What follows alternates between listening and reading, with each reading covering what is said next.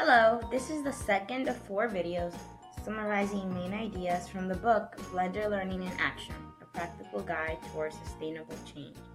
Today we will be looking at Part 2, Blended Learning Toolbox, Chapter 8, Onboarding and Supporting Students.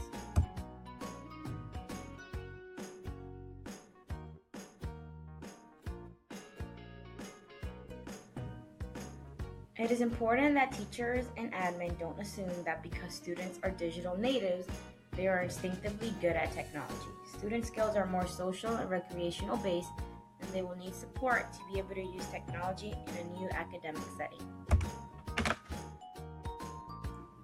Over the next few slides, we will be looking at the 3 steps of designing the student onboarding experience: identifying desired results, determining assessment evidence, and designing learning experience.